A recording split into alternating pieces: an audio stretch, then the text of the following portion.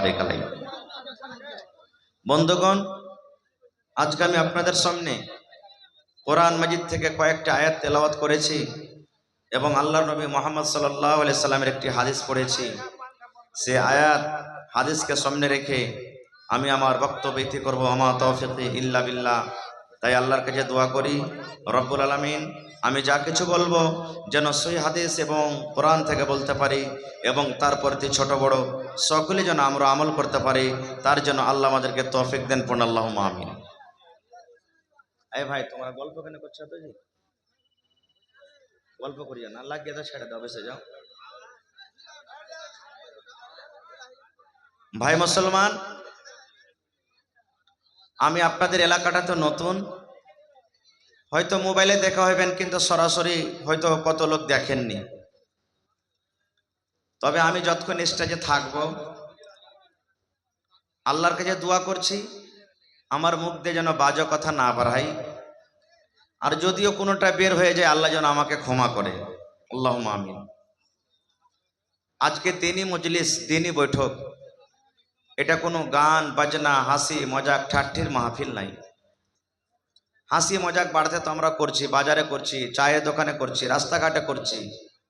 দিনী মজলিসে হাসি ঘাসি চলবে না, কারণ বিখ্যাত উলামায়ে কেরাম স্টেজে বসে আছেন। আল্লাহর নবী সাল্লাল্লাহু আলাইহি সাল্লাম বলেছেন, যেদিন কিয়ামত কায়েম হবে, হাসর ময়দান হবে, ওই দিন আল্লাহ তাবারাক ওয়া তাআলার সামনে নবীরা সাহস করে যাবেন না। সব নবীর উম্মতেরা পারেশান, মানুষ আমরা পারেশান থাকব। আর আল্লাহ তাবারাক ওয়া তাআলা সেই দিন কিয়ামতের মালিক হবেন, বিচারের দিনের মালিক। আল্লাহ তাবারাক ওয়া তাআলা যেন হিসাবটা নিয়ে লাই। কিয়ামতের দিনটা এত কঠিন হবে, এত পেরেশানির দিন হবে, ভয়ঙ্কর দিন হবে, মানুষ কিয়ামতের কষ্টটা সহ্য করতে পারবে না।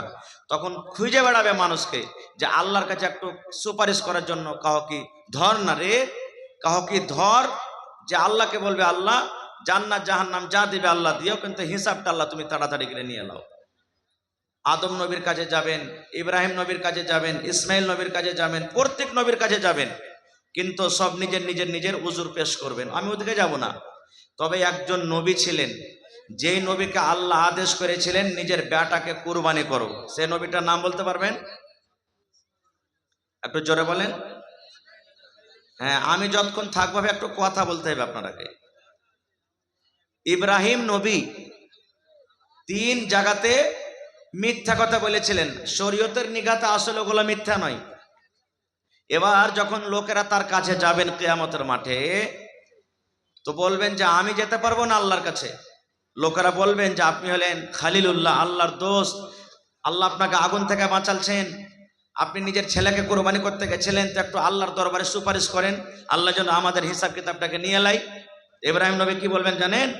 ওরে আল্লাহ, আমি যেতে পারবো না, কারণ যদি আল্লাহ আমাকে প্রশ্ন করে দেয়, ইব্রাহিম তুমি সুপারিশ করতে এসো, কইলে তোমার হিসাবটা তুমি দিয়ে দাও 3 জায়গাতে যে মিথ্যা কথা বলেছিলে, তখন তো আমি ধরা পড়ে যাব। তো ভাইরে, একটা নবী, সুবহানাল্লাহ, আল্লাহ নিজের দোস্ত বলেছেন সেই নবীকে, সেই নবী সামান্য শরীয়তের দিক দিয়ে মিথ্যা নয়, তবু মিথ্যা মনে করে ওর গুনাহ মনে করে আল্লাহর সামনে যদি যেতে না পারেন, তো আমি আপনি কি ভাই, আমি আপনি কি যে লোককে হাসার জন্য মিথ্যা কথা বলবো? আমার আপনার ঠিকানাটা কোথায় হবে একটু ভেবে দেখেছেন? আজকে আমাদের মজাক তো শরীয়ত বাহির মজাক। আল্লাহ রসুল মজাক করেছেন, আল্লাহ রসুল মজাক করেছেন, কিন্তু আমাদের মতন মজাক নয়। যেমন আল্লাহ রসুল মজাক কি করেছেন জানেন? একটা হাদিস বলি। একজন মহিলা এসে বলছেন, আল্লাহ রসুল আমি নমাজ রোজা সব করি শক্তি মতন, তেলাওয়াত ওয়াকিরাত তাসবিহ তাহলিল করি, আমি কি জান্নাত যাব? আমি কি আল্লাহ কি আমাকে জান্নাত দিবেন? তো আল্লাহ রসুল বলছেন যে কোনো বুড়া কিংবা বুড়ি জান্নাতে যাবে না। রসুল কি বললেন? কোনো বুড়া কিংবা বুড়ি জান্নাতের ভেতরে যাবে না। ওর মন খারাপ, আল্লাহ আমার বয়স হয়ে গেছে, নমাজ রোজা তাইলে আমার সব ব্যর্থ বেকার হয়ে গেল। যখন ওর মন খারাপ দেখলেন, তখন আল্লাহ রসুল বলছেন যে এই শোনো শোনো, আমি এই জন্য বললাম যে কোনো বুড়া বুড়ি জান্নাতে যাবে না। আল্লাহ তাবারাক ওয়া তাআলা যখন মানুষকে জান্নাতে দেবেন, ওই টাইমে মানুষের বয়সটা বুড়া থাকবে না, একবারে কড়কড়া 25-30 বছরকার জুয়ানি হালাতে যাবে জান্নাতের ভিতরে। এই জন্য আমি বললাম যে কোনো বুড়া বুড়ি জান্নাতের ভিতরে যাবেন না, এটা মজাক। কিন্তু এটা কি শরীয়তের মজাক হলো? আল্লাহুস সামাদ। একজন সাহাবী এসে বলছেন, আল্লাহ রসুল আমাকে একটা সওয়ারি দিবেন না, আমি যার পরে সওয়ার হব। আল্লাহ রসুল একটা সাহাবীকে বলছেন, যাও যে উটের বাচ্চা গেল একটা দিয়ে দাগা। আল্লাহ রসুল মজাক করছেন, একটা উটের বাচ্চা দিয়ে দাগা। তখন সে সাহাবী বলছেন, হুজুর আমি আপনার কাছে সওয়ারি চাচ্ছি, বড় উট চাচ্ছি, আর আপনি আমাকে উটের বাচ্চা দেবেন, উটের বাচ্চাতে কি করবো আমি নিয়ে?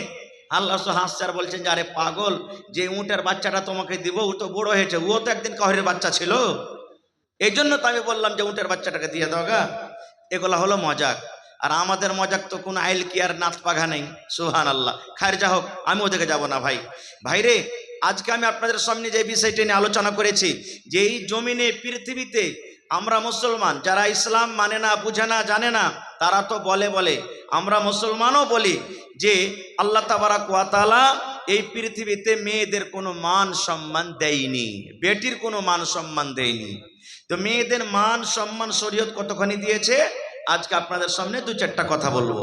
তার আগে একটা প্রশ্ন করি, এই জমিনের ওপরে বর্তমান যুগে সব থেকে সস্তা জিনিস যার কোনো মূল্য নেই, বলেন তো আপনারা কে? বলতে পারবেন না?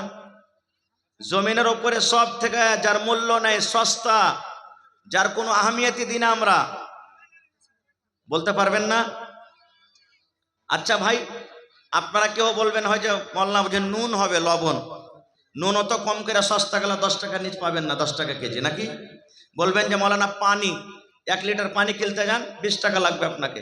বলবেন মৌলানা সাল হাইজি, তো 1 টাকা 2 টাকার নিচে আপনি একটা মাছের সাল হাইয়ে পাবেন না। আছে না? আছে। প্রত্যেক জিনিসের দাম আছে, কিন্তু যার একটা আমরা দাম দিই না সেটা হলো কে? আমার আপনার মেয়ে, আমার আপনার বেটি, আমার আপনার কন্যা, যার বর্তমান যুগে আমরা কোনো মান সম্মান দিই না। বাড়িতে বেটি হতে গেলে মন খারাপ, মন খারাপ হয় না ভাই? হানা বলেন, মন খারাপ হয় না? হয় না? বাপের রাইতের বেলাতে বিছানে ঘুম আসে না। এই মজলিসে কত আমার মা, কত ভাই আছেন, বেটি সাবালিকা হয়ে গেছে, যুগের কারণে, সমাজের কারণে, আমাদের কারণে, আল্লাহুস সামাদ দিন না মানার কারণে, নবী না মানার কারণে আজকে ওই বাবার মায়ের রাতের বেলাতে ঘুম আসে না। আল্লাহ রে, কেমন করে আমি আমার মেয়ের বিবাহ দেব? আল্লাহুস সামাদ। কত বাপ এমন আছেন, টাকা নিয়ে বসে আছেন, 2 লক্ষ 3 লক্ষ 5 লক্ষ টাকা নিয়ে বসে আছেন দেওয়ার জন্য, যেগুলা শরীয়তে জায়েজ নাই, তবু তার বাড়িতে রিশতা আসে না। খুব কেন? আমরা মান সম্মান নিজে হারিয়ে দিয়েছি। কেমন করে মান সম্মান হারালছি? আমরা মুসলমান হয়ে মান সম্মান হারালছি। ইসলাম তার মান সম্মান দিয়েছেন। কোরআন মাজিদে কত সূরা আছে ভাই বলেন তো একটু আপনারা? 114। মুখে যদি খানি টানি থাকে ভাই, একটু পায়ের তলাতে ফেলে আমার সাথে কথা বলেন। কোরআন মাজিদে 114 সূরা আছে। 114টা সূরার মধ্যে কোরআন মাজিদে একটা সূরার নাম আছে সূরাতুন নিসা। দেখবেন, সূরাতুন নিসা, নিসা মানে মহিলা, নিসা মানে আওরাত, নিসা মানে নারী। আল্লাহ তাবারাক ওয়া তাআলা মা খালাদের দাম, মান সম্মান এত বাড়িয়ে দিয়েছেন যে তাদের নামে একটা কোরআনে সূরা দিয়েছেন সূরাতুন নিসা। কিন্তু সূরাতুর রিজাল বলে কোনটি কোরআনে সূরা পাবেন না আপনি। কত আল্লাহ মান সম্মান দিলেন। এই মান সম্মান তো এটাই যথেষ্ট যে তাদের নামে আল্লাহ একটা সূরা দিয়ে দিয়েছেন। জি, এটা কোনো ছোট মোটো কথা? আল্লাহুস সামাদ। ভাই আমার, আল্লাহর নবী সাল্লাল্লাহু আলাইহি সাল্লাম যখন নবী হলেন, আল্লাহুস সামাদ, ইহুদিরা, সাহাবাই কেরাম এসে নবীর সামনে শিকায়ত করলেন ইহুদিদের, কি আল্লাহ রসুল একটা কথা বলবো আপনার সামনে। আল্লাহ রসুল বলছেন, কি রে বাবা? বলছে যে আমাদের আশেপাশে যে ইহুদিরা আছে, ওরকে স্ত্রীর যখন হাইজ মাসিক হয়, স্ত্রীর যখন মাহিনা হয়, হাইজ মাসিক হয়, তখন ওকে বিছানে শুতে লাই না, ওর বিছানটাকে আলাদা করে দেয়, ওর হাতের খাই না, ওর রান্না বান্না খাই না, ওর কাপড় সাফ করাও লাই না, আর ওকে বিছানাও পাঞ্জরে ঘুমাইতে লাই না। বলছে যে তুই জয়দিন না পাক হয়ে থাকবি, তুই আলাদা হয়ে থাক, তুই এখন না পাক হয়ে আছিস, তোর মতন স্ত্রীকে বিছানে শুতে লিব না। কে বললেন? সাহাবাই কেরাম। ইহুদিরা এরকম করত, নবীর সামনে শিকায়ত করলেন। সুবহানাল্লাহ। এবার নবীজি কি বললেন জানেন? রে আমার উম্মতের দল, ও আমার উম্মতেরা, সাহাবারা, তোমরা শুনে নাও, যদি কোনো মহিলা, যদি কোনো নারী, যদি কোনো মহিলা হাইজের হালাতে থাকে, মাসিকের হালাতে থাকে, তাইলে তার শরীরটা নাপাক এরকম হয় না রে যে তার স্বামী তার পাঞ্জরে ঘুমাতে পাবে না, তার হাতে খেতে পাবে না, রান্না করা খেতে পাবে না, রুটি বানা খেতে পাবে না, ভাত তৈরি করা খেতে পাবে না।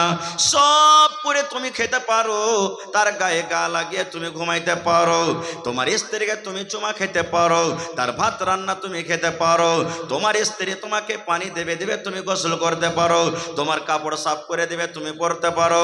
কিন্তু আল্লাহ রাব্বুল আমিন মহিলাদেরকে নিষেধ করলেন, মহিলারে যেদিন তুমি নাপাক হয়ে থাকবে ওই দিন তুমি নামাজ পড়িও না রে মহিলা, তুমি নামাজ পড়িও না। আল্লাহ রাব্বুল আমিন তোমার জন্য নামাজকে মাফ করে দিয়েছেন। 2 দিন 3 দিন 4 দিন 5 দিন যেদিন তুমি নাপাক হয়ে থাকবে, নাপাকের হালাতে আল্লাহ তোমার নামাজকে মাফ করে দিয়েছেন, তোমাকে নামাজ পড়তে হবে না।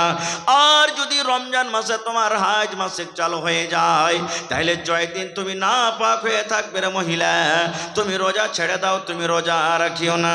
এবার তোমার রমজান মাস যখন শেষ হয়ে যাবে, রমজান মাস যখন পার করে যাবে, আরো যে আগামী বছর রমজান আসার আগে আগে 11টা মাস বাঁচে, 11 মাসের মধ্যে তোমার ওই বাকি ছোটা রোজা কোটাকে তুমি পূর্ণ করে নাও, এটা নিষেধ করলেন। আর কি বললেন? রে পুরুষের দল, এ পুরুষেরা তোমরা শুনে নাও, তোমার বিবিরা তোমার জন্য হারাম আছে একটা কাজের জন্য, একটা কাজ তোমরা জেনে শুনে খবরদার করবে না। যদি তোমরা কাজটা করতে যাও তাহলে তোমাদের পাপ হয়ে যাবে, গুনাহ হয়ে যাবে, তোমরা গুনাহ করে যাবে, তোমাদের দ্বারাতে ভুল হয়ে যাবে, গুনাহ হয়ে যাবে। কি কাজ করবে না রে পুরুষ? আল্লাহ রাসূল বলেছেন, পুরুষ রে যখন তোমাদের স্ত্রীদের এমসি হবে, হায়েজ হবে, মাসিক হবে, তখন খবরদার খবরদার তোমার স্ত্রীর সাথে তুমি মিলন করিও না, তার সাথে হামবিস্তারি করিও না, তার সাথে তুমি জেমা করিও না, তার সাথে তুমি সহবাস করিও না। তুমি গায়ে গা মিলিয়ে তুমি ঘুমাতে পাবে, শুতে পাবে, কিন্তু একটাই কাজ থেকে তোমাকে শুধু বারণ করলাম, সেটা হলো তোমার স্ত্রীর সাথে তুমি মিলন করবে না। এবার যদি কোনো মানুষ বলে যে না আমি করি নিব, তো নবীর নাফরমানি করলে, আর নবীর যখন নাফরমানি হয়ে গেল তো ওই জায়গাতে গুনাহ হয়ে গেল। আর এবারে ওই ইহুদিরা নিজের স্ত্রীদের মান সম্মান দিতক না, বিছানে নিজের স্ত্রীকে ঘুমাইতে লিতক না যে তুই আলাদা হয়ে ঘুমা, কখন যখন হাইজ মাসিকের আলাসে থাকতো। কিন্তু এখন শরীয়ত তার মান সম্মান দিয়ে দিলে, সুবহানাল্লাহ, যে তোমার স্ত্রী তোমার পাঞ্জরে ঘুমাবে, কোনো গুনাহ নেই। আর একটু আগে চলেন, নবীজি কত মান সম্মান দিয়েছেন। আল্লাহর নবীর স্ত্রী মা আয়েশা রাদিয়াল্লাহু তাআলা আনহা নবীর পাঞ্জরে একদিন বসে আছেন, নবী আমার বসে আছেন, মা আয়েশা রাদিয়াল্লাহু তাআলা আনহা এবার নবীর পাঞ্জরে বসে আছেন, গিলাসে করে মা আয়েশা দুধ পান করেন, গিলাসে করে মা আয়েশা পানি পান করেন। মা আয়েশা নিজে বলেন, আমি যখন গিলাসে করে পানি পান করে দুধ পান করে, আমার দয়ার নবী আমার দিকে দেখছেন, আমার বিবি আয়েশা গিলাসের কোন জায়গাতে মুখ লাগায় ঠোঁট লাগায় পানি পান করেন। এবার মা আয়েশা বলেন, সহি হাদিস রে বন্ধু, আমি পানি পান করতে করতে কিংবা দুধ পান করতে করতে যখন আমি গিলাসটাকে রেখে দিলাম, দয়ার নবী চট করে গিলাসটাকে উঠিয়ে নিলেন। মা আয়েশা বলেন, যেই জায়গাতে গিলাসের আমি মুখ লাগাইয়ে ঠোঁট লাগাইয়ে পানি পান করলাম, দয়ার নবী ওই জায়গাতে মুখ লাগাইয়ে ঠোঁট লাগাইয়ে পানি পান করলেন। শুধু তা নয়, মা আয়েশারও বলেন, আমি হাড্ডি চুষে চুষে খাই কিংবা আমি গোশত ছিঁড়ে ছিঁড়ে খাই, আমার নবী আমার দিকে দেখেন, আমার বিবি আয়েশা এই গোশতের কোন জায়গাতে মুখ লাগাইয়ে কামড় দেয়, হাড্ডিতে কোন জায়গাতে দাঁত লাগায়। মা আয়েশা বলেন, গোশত খেতে খেতে খেতে যখন আমি থালাটা রেখে দিলাম, পেস্টটাকে যখন থালাতে রেখে দিলাম, নবীজি আমার চট করে পেস্টটাকে উঠিয়ে নিলেন। আমি আয়েশা যেই জায়গাতে আমি মুখ লাগাইয়ে দাঁত লাগাইয়ে কামড় দিলাম, আমার দয়ার নবী আমার ওই মুখ লাগা জায়গাতে মুখ লাগাইয়ে দাঁত লাগাইয়ে কামড় দিলেন। এবার শেষে মা আয়েশা কি বলছেন, আমি ওই অবস্থাতে ছিলাম যখন আমার মাসিক হচ্ছিল, হাইজ হচ্ছিল। নবীজি এখানেও মা খালাদের সম্মান বাড়িয়ে দিলেন। যে ইহুদিরা নিজের স্ত্রীকে ঘুমাইতে লিতক না হাইজার হালাতে, নবীজি তার মুখের খেলেন।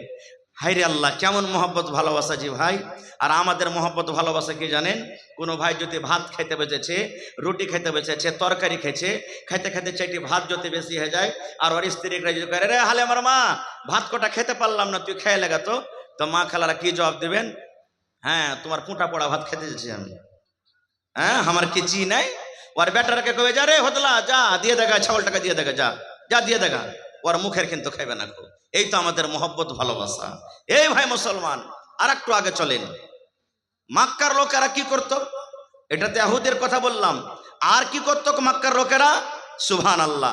যখন নবীজি দুনিয়াতে এসেছিলেন, নবী হননি, তার আগেকার টাইমে, তার আগেকার সময়তে মক্কার লোকেরা কি করত?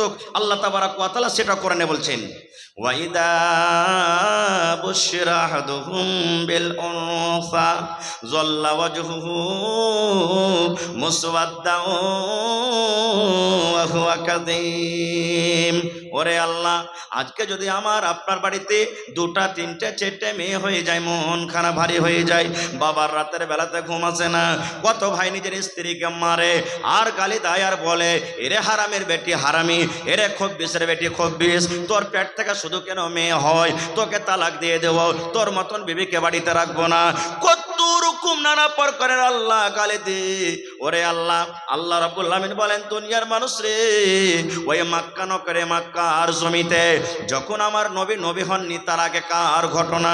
কোনো বাড়িতে যখন মেয়ে জন্মগ্রহণ হইত, কোনো বাড়িতে যখন মেয়ে পয়দা নিত, ওই বাবার মুখখানা কালো হয়ে যেত, এমন ভাবে কালো হয়ে যেত, ওই বাপ লজ্জিত হয়ে যেত, শরমের কারণে গ্রাম দিয়ে হাঁটতে পারত না, লোকের সামনে দাঁড় হইতে পারত না। যেমনই গ্রাম দিয়ে হাঁটত, লোকেরা তানা মেরে মেরে কথা বলতো আর বলতো, দেখো রে, এটা মেয়ের বাবা চলে যায়, এটা বেটির বাবা চলে যায়। এই শরমে, এই ভয়ে, এই ডরে, ওরে আল্লাহ, নিজের মেয়েকে তারা জমিনে দফন করে দিত। বাপের মন খারাপ, গ্রামে লোকেরা তানা মেরে মেরে কথা বলতো আর দিত, আর বলতো, দেখো মেয়ের বাবা চলে যায়। ইমাম বাগাবী রাহমাতুল্লাহ আলাইহি বলেন যে ওই মক্কা নগরে মক্কার লোকেরা কিছু লোক কি করতো জানেন? যার ইচ্ছা ছিল যে আমি মেয়েকে মারবো না, আল্লাহ যা দিয়েছে, লোক যা বলছে বলুক গা, ওই মেয়েটার বয়স যখন 7 বছর 8 বছর 10 বছর হইতো, ওকে উঁট দিয়ে, বকরি দিয়ে, ভেড়া ভেড়ি দিয়ে ওকে মাঠে ময়দানে পাঠিয়ে দিত, যা বেটি তুই উঁট চড়াবি, বকরি চড়াবি, ভেড়ি চড়াবি আর দুধ পান করবি, তুই জীবনটাকে কাটিয়ে দিবি।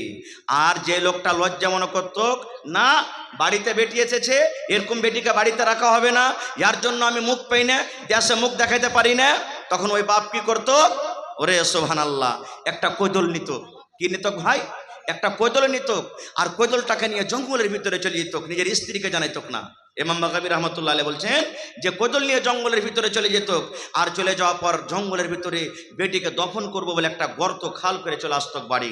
আর বাড়ি আসার পর তখন নিজের স্ত্রীকে বলতো, রে আমার বেবি, ও হালেমার মা, এ জামিলার মা, এ খালেদার মা, এ জায়েদার মা, আমার মেয়ের বয়স 8 বছর 7 বছর হয়ে গেল, কাঠিয়ারের মার্কেট কেমন হয়, জীবনে কোনোদিন আমার মেয়েটা বাজার দেখেনি, বাজার ঘুরেনি, নানির বাড়ি জীবনে কোনোদিন আমার মেয়ে জেনি, এক কাম করো রে বেবে, আমার কলেজার টুকরাকে তুমি সুন্দর করে সাজাইয়া দাও, সুন্দর করে তাকে নতুন জামা কাপড় দিয়ে দাও, সুন্দর করে তাকে তেল কাজল দিয়ে দাও, কারণ আমি তাকে মেলা ঘুরতে নিয়ে যাব, বাজারের দিকে নিয়ে যাব।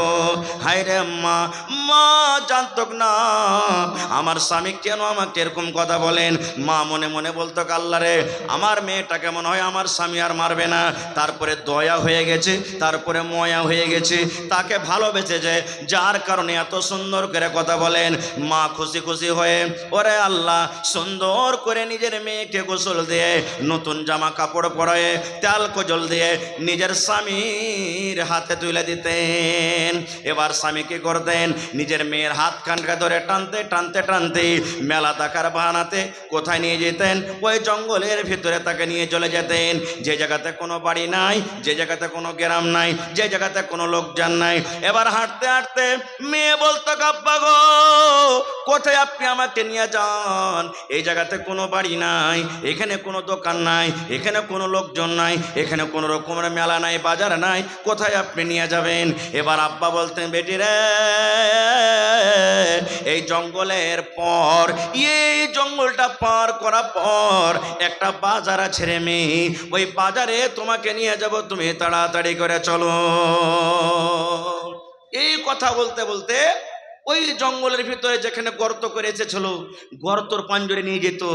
আর নিয়ে যাওয়ার পর সুবহানাল্লাহ, তাকে বলা হয়তো কি, বাপ বলতো, বেটি রে, এই গর্তটা কত বড় আছে রে মা, তুমি একটু নজর করে দেখো তো, একটু দেখো তো, চোখ মেল করে দেখো তো, এই খালটা কত বড় আছে। মাসুম বাচ্চা তো জানে না আমার আব্বাজান কেন আমাকে গর্ত দেখতে বলছেন। সুবহানাল্লাহ। এবার ওই মেয়ে কলেজার টুকরা যেমনই আব্বার কথা শুনে এরকম ভাবে মাথা বাড়িয়ে গর্তর দিকে দেখতে গেলেন, যেমনই চোখ বাড়িয়ে দেখতে গেলেন, সুবহানাল্লাহ, পিছন থেকে বাপ একটা ধাক্কা দিয়ে এমন জোর করে ধাক্কা দিল, ধাক্কার সাথে সাথে ওই কলেজার টুকরা মেয়ে গর্ততে পড়ে গেল। যেমনই গর্ততে পড়ে যাওয়া, মেয়ে কাঁদতে শুরু করলো, আর গর্ততে পড়ে পড়ে বলে, আব্বা গো, কেন তুমি আমাকে গর্ততে ফেলে দিলে, কেন তুমি আমাকে খালে ডাকিয়ে দিলে? এবার আব্বা বলতো, ও আমার কলিজার টুকরা মেয়ে, যেদিন থেকে তুমি আমার বাড়িতে জন্ম নিয়েছো, যেদিন থেকে তুমি আমার বাড়িতে এসেছো, আমার রাতের বেলাতে ঘুম আসে না, তোমায় আমি নিয়ে চিন্তায় পড়ে আছি। লোকেরা আমাকে আর দিচ্ছি, লোকেরা আমাকে দেখিয়ে দেখিয়ে বলে, দেখো রে, এটা মেয়ের বাবা চলে যায়, এটা মেয়ের বাবা, আর বাড়িতে মেয়ে জন্মগ্রহণ হয়েছে। এই জন্য মেয়েরে, দুনিয়াতে তুমি যতদিন ছেলে ভালো হয়ে থাকলে, আজকে তোমার শেষ টাইম, শেষ দিন, জীবনের মতো তুমি আব্বা বলে নাও, জীবনের মতো মাকে মা মা বলে ডাকে নাও, কারণ আজকের পর এই দুনিয়ার তুমি মুখ দেখতে পাবে না, আকাশের মুখ দেখতে পাবে না, তোমার এই হতভাগাকে আর আব্বা আব্বা বলে ডাকতে পাবে না, তোমার মায়ের কথা তোমার মার শুনতে পাবে না। এই জন্য তুমি জীবনের মতো তুমি আমাকে আব্বা বলে নাও। ইমাম বাগাবী রহমাতুল্লাহ আলাইহি বলেন, যখন এই কথাটা তার মেয়েকে বলা হতো, গর্তেতে পড়ে পড়ে মেয়ে কথাটা বলতো, আব্বা গো, আপনাকে আর আমি আব্বা বলে ডাকবো না, মাকে মা মার বলে ডাকবো না, আমার দুই চোখ যেদিকে যাবে আমি চলে যাব, বাড়ি ঘর দেশ ছেড়ে গা ছেড়ে চলে যাব, কিন্তু দয়া করে আপনি আমাকে মারিয়েন না, আপনি দয়া করে আপনি গর্ত থেকে আমাকে উঠাই এলেন। এরকম ভাবে মেয়ে চিৎকার করতে থাকতো, কিন্তু একটাও তার কথা শোনা হতো না।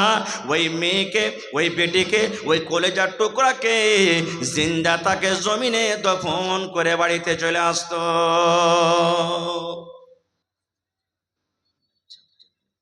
দফন করে আসতো। এবার নবীজি মেয়েদের মান সম্মান কত বাড়ালেন জানেন? যে মেয়েকে দফন করা হতো, সেই নবী মেয়েদের ব্যাপারে কত বড় খুশখবরি দিন, পায়গাম দিলেন জানেন? এ মেয়ের বাবা, তোমরা শুনে নাও, এই হাদিসে দুটা মেয়ের কথা বলা হয়েছে। যার বাড়িতে দুটা মেয়ে জন্মগ্রহণ করলো, কিংবা যাকে দুটা মেয়ে দিয়ে আজমাইশ করা হলো, যাকে দুটা মেয়ে দিয়ে ইমতিহান করা হলো, যার বাড়িতে দুটা মেয়ে জন্মগ্রহণ হলো, এখানে দুটার কথা আছে, কিন্তু কোন হাদিসে তিনটার আছে, কোন হাদিসে একটার আছে, কোন হাদিসে তিনটার আছে, কোন হাদিসে পাঁচটার আছে। সোজাসুজি কথা রে বন্ধু, আল্লাহ রাসূল বলেন, উম্মত, যার বাড়িতে মেয়ে জন্মগ্রহণ করেছে, ওই মেয়েকে শক্তি হিসাবে যদি পড়িয়ে লেখে, দিনই তালিম দিয়ে, মেয়ে যখন বড় হয়ে যাবে, তার একটা সুন্দর জামাই দেখে, সুন্দর বাড়ি দেখে, সুন্দর ঘর দেখে যদি তার বিয়ে লাগিয়ে দিতে পারে, নবীজি এলান করে দিলেন, মেয়ের বাবারে, ওই মেয়ের বাবা আমি নবী জান্নাতের ভিতরে থাকবো। কেমন হয়ে জান্নাতে থাকবো? নবীজি দুটা আঙ্গুলকে ইশারা করে দেখিয়ে দিলেন, ও আমার উম্মতেরা শুনে নাও, এই দুটা লোক যেমন পাশাপাশি হয়ে আছে, এই দুটা আঙ্গুল যেমন পাশাপাশি হয়ে আছে, আমি নবী আর ওই মেয়ের বাবা জান্নাতের ভিতরে পাশাপাশি থাকবো। নারে তাকবীর। তাহলে এত বড় খুশখবরি পাওয়া পরও দুনিয়া যা বলছে বলুক, বাড়িতে মেয়ে জন্মগ্রহণ হতে গেলে মন ভারী করবেন ভাই, জোরে বলেন, মন ভারী করবেন। মন ভারী করতে গেলে জান্নাতের ভিতরে নবীর সাথী হইতে পারবেন না। মন খুশি করে রাখতে হবে, আর আল্লাহর কাছে দোয়া করতে হবে, আল্লাহ তুমি মেয়ে দিয়েছো, একটা খুব বড় নিয়ামত, আল্লাহ তুমি তার ব্যবস্থা তুমি করো, আমার কাছে কিছু নেই। এবার আর একটা হাদিস বলি ভাই, আমাকে লাইনটা একটু অন্যদিকে পাল্টাতে হবে, এর জন্য আর একটা হাদিস বলে দিই যে হাজী মাওলানা নবীজির কয়জন মেয়ে ছিলেন আর নবীজি নিজের মেয়েকে কত ভালোবাসতেন, ইয়ার কি কোনো হাদিস আছে? আছে, বুখারী শরীফের হাদিস। আল্লাহর নবীর 4 জন মেয়ে ছিলেন। কয়টা মেয়ে? জোরে বলে। হ্যাঁ, ছেলেগুলা সব ছোট বয়সী মারা গেছেন, আর মেয়ে শুধু বড় হয়ে মারা গেছেন। নবীজির বেঁচে থাকাকালে 3 জন মেয়ে মারা গেছে, আর মরার পর নবীজির মা ফাতেমা ছোট মেয়ে মারা গেছেন। বাস 5 থেকে 10 মিনিট আমি শেষ করছি কথা। এবার নবীকে মক্কার লোকেরা কি বলতেন? ইন্না আতাইনা কাল কাউসার ফাসাল্লি লিরাব্বিকা ওয়ানহার ইন্না শানিয়াকা হুয়াল, কি আছে বলে? হুয়াল, হ্যাঁ, আফতার বলতেন নবীকে। আরে ইয়ার জ্বর কেটে গেছে, ইয়ার বংশ সাপ, শেষ, এখান থেকেই মরে গেলে ইয়ার নাম লেনাওয়ালা কেউ হবে না। কিন্তু আল্লাহ নবীজির মান সম্মান কত বাড়িয়ে দিলেন। যখন যখন আল্লাহর জিকির আসে, আল্লাহর নাম আসে, তখন তখন নবীর নাম আসে, আসে না? আজানে দি আশহাদু আল্লা ইলাহা ইল্লাল্লাহ, তারপরে কি আছে? আশহাদু আন্না, জোরে বলেন, মুহাম্মাদার। হ্যাঁ, ওদিকে আমি যাবো না, ওদিকে আলাদা বিষয়। তবে সুবহানাল্লাহ, নবীজি নিজের মেয়েকে কত ভালোবাসতেন। নবীজি সোমবারের দিন মারা গেছেন, দিন ছিল সোমবার, একবারে 7টা-8টা বেলা, এই মতো টাইমে নবীজির সমস্ত স্ত্রীরা নবীর পাঞ্জরে বসে আছেন, সাহাবাই কেরাম বসে আছেন। এবার নবীজি নিজের বিবি রেখে বলছেন, কই আমার মা, আমার কলেজার টুকরা কই? নবীজি নিজের মা, মেয়েকে ফাতেমাকে মা মা বলে ডাকতেন। বলছেন, কই আমার মা, আমার কলেজার টুকরা ফাতেমা কই? 2টা কথা বলবো। ফাতেমাকে খবর দেওয়া হলো, ফাতেমা তোমার আব্বা তোমাকে ডাক দিয়েছে, চলো তাড়াতাড়ি করে। এবার ফাতেমা রাদিয়াল্লাহু তাআলা আনহা এবার নবীর কাছে এলেন। আসার পর নবীজি মুখে কথা বলতে পারেন না, নবীজি শরীরটা দুর্বল কমজোর হয়ে গেছে। এবারে নবীজি নিজের মেয়ে ফাতেমাকে ইশারা করছেন।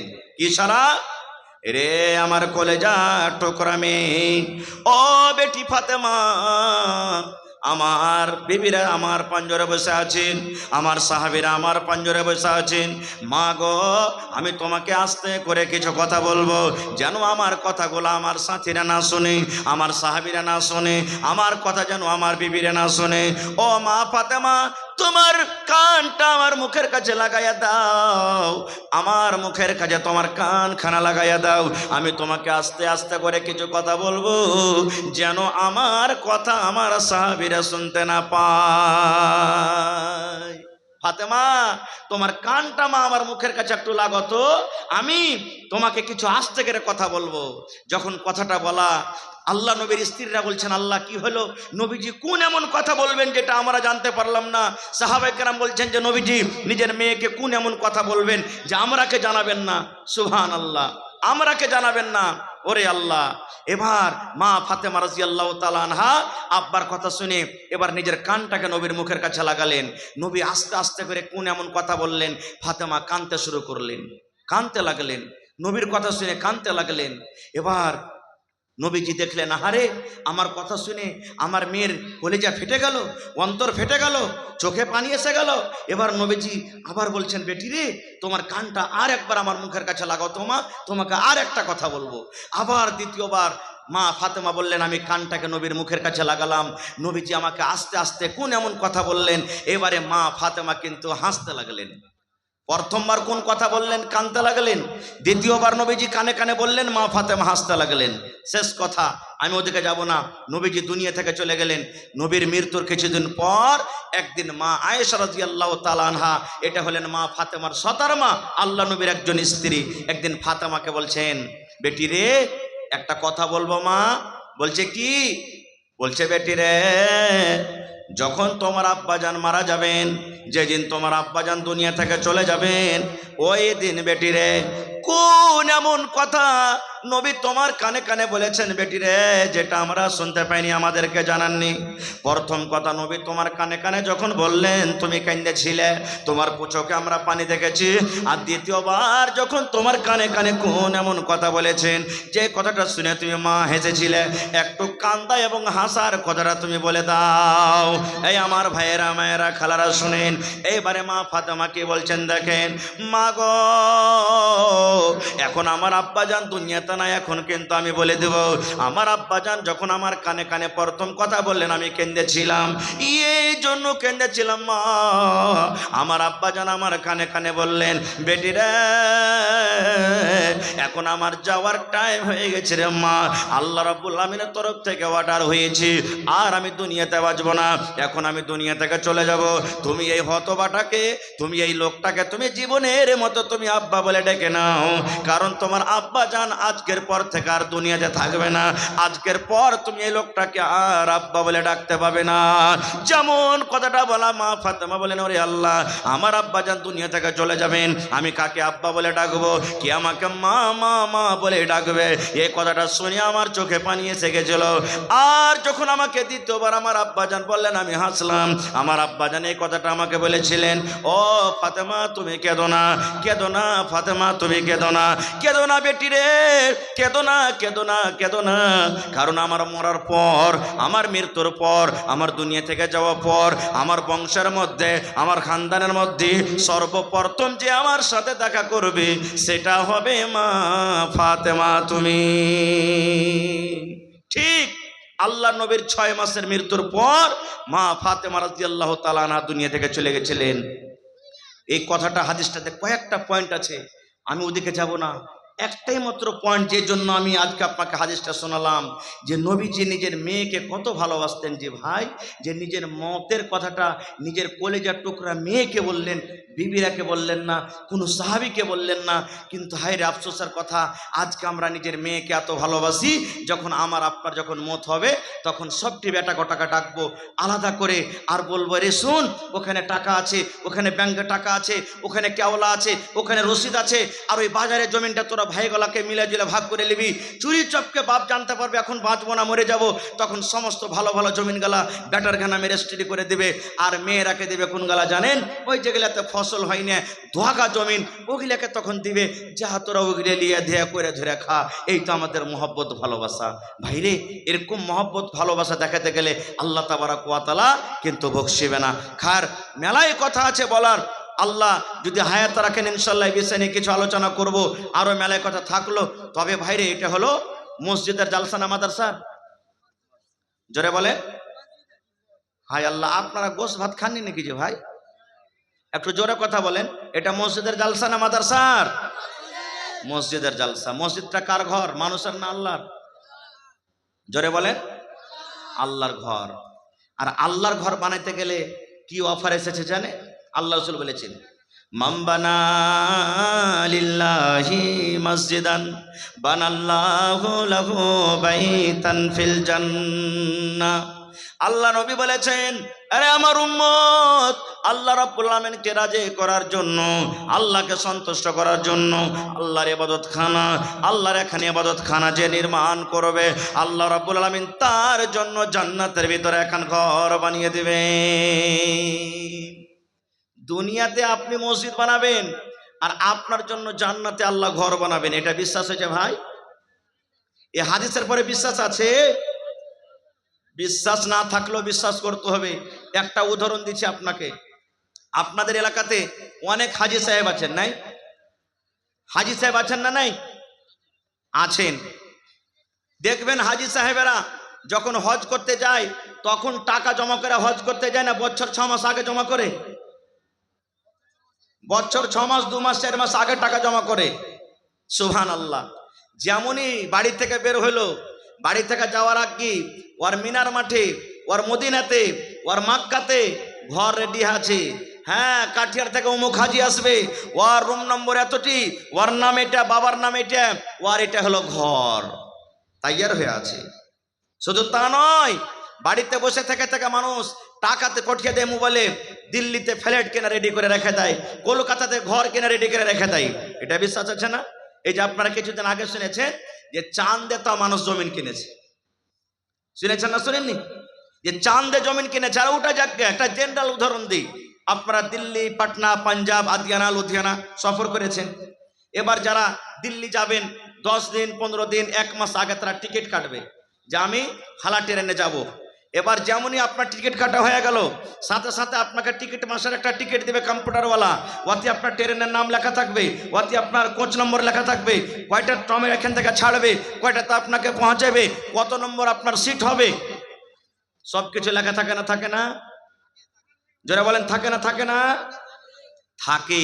এবার দুনিয়াতে যদি মানুষ এতখানি তারাক্কি করতে পারে আল্লাহর দেওয়া জ্ঞানে, তো আল্লাহ রসুলের পরে এই হাদিসটাতে আপনাকে আমাকে বিশ্বাস করতে হবে না যে নবী বলেছেন দুনিয়াতে তুমি এখানটা আল্লাহর জন্য ঘর বানাও, আল্লাহ তাআলা তোমার জন্য জান্নাতের ভিতরে এখানটা ঘর বানিয়ে দিবে। সুবহানাল্লাহ, ঘর বানাবে। তা আজকে আপনি মসজিদ বানাইতে আসেননি, আজকে নিজের জন্য জান্নাতের ভিতরে ঘর বানাইতে এসেছেন। ভাইরে, মসজিদ খুব সুন্দর, নামাজ পড়লাম এশারের নামাজ, খুব সুন্দর, ছোট মসজিদ কিন্তু খুব সুন্দর। আল্লাহ যেন এই মসজিদকে কবুল করেন, আর বানানেওয়ালাকে আল্লাহ যেন কবুল করেন। ভাই, আজকে এই মসজিদে শুনলাম কাজ হয়েছে, কিছু করজ আছে, আর মসজিদের এখনো কিছু কাজ বাকি আছে। তো ভাই, সেই মসজিদটাকে সামনে রেখে, মসজিদটাকে লক্ষ্য করে আল্লাহর ঘরের জন্য আজকে আমরা নিজের একটা ঘর বানাই, 10 লক্ষ, 15 লক্ষ, 20 লক্ষ টাকা খরচ করে দিই, কোনো 1 টাকা কাহারের কাছে ধার লি না। আর এত বড় সমাজ, এত বড় গ্রাম নিয়ে একটা মসজিদ আজকে আমরা বানাইতে বসেছি। যদি একটা মসজিদ নির্মাণ না করতে পারি, কিয়ামতের দিন আল্লাহর কাছে কি আমরা জবাব দেব? এই জন্য ভাই, 1 টাকা দিবেন, আপনার কাছ থেকে 1 টাকা নিব। তবে দেখি কোনো আল্লাহর বান্দা আছেন আজকে এই ঘরের জন্য, মৌলানা আমি 1 কুইন্টাল রডের দাম আমি দিয়ে দিলাম, দেখি কি কেমন আছেন একটা, দেখি কোন আল্লাহর বান্দা একটা আছেন, মৌলানা আমি 1 গাড়ি বালুর দাম দিলাম, কারণ পালাস্তার করতে কিন্তু এখনো বালু লাগবে।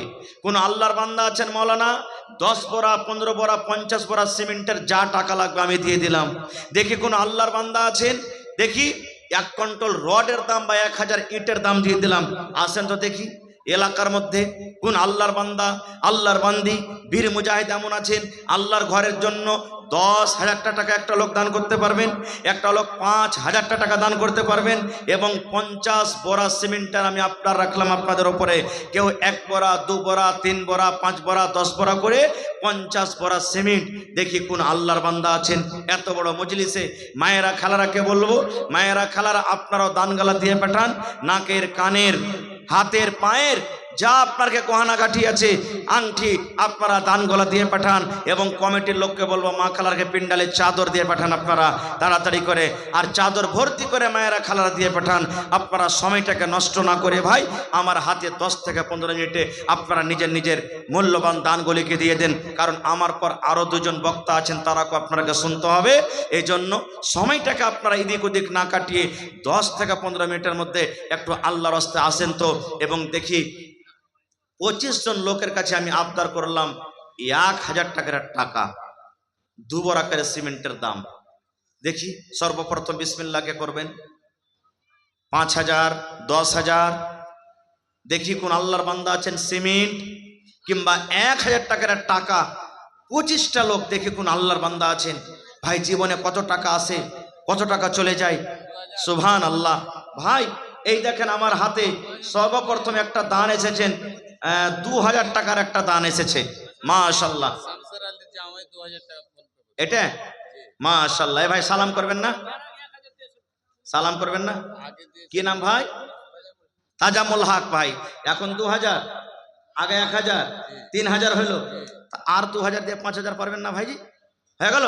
নারে তাকবীর, সুবহানাল্লাহ। দেখেন আল্লাহুস সামাদ, কত দিলখান বড় রে ভাই, আল্লাহুস সামাদ। মানুষ যদি মানুষের কথা শুনে, আল্লাহ কেন তার কথা শুনবে না? সুবহানাল্লাহ। আমার ভাই তাজামুল হক সাহেব 5000 টাকা দান করলেন, মাশাআল্লাহ, জাযাকাল্লাহ। এটাকে দিলেন সাইদুর রহমান সাহেব, আমার নানা যান, 2000 টাকা দিলেন। চলে গেলেন নাকি? এখানে নাই, সালাম করবেন না একটু? জি। আর হাজিপুর থেকে